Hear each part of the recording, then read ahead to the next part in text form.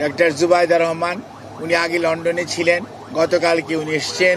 এবং উনিও সার্বক্ষণিকভাবে এই চিকিৎসা মেডিকেল বোর্ডের সকাল বিকাল যে মেডিকেল বোর্ড বসে পরামর্শ করে সেই সমস্ত বিষয়ে উনি অংশগ্রহণ করেন এবং সার্বিকভাবে ওনার পরিবারের সদস্যদের মধ্যে বিশেষ করে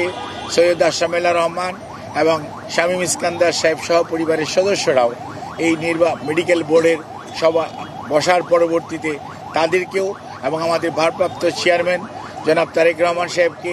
আমাদের দলের মহাসচিব মির্জা ফখরুল ইসলাম আলমগীর সহ দলের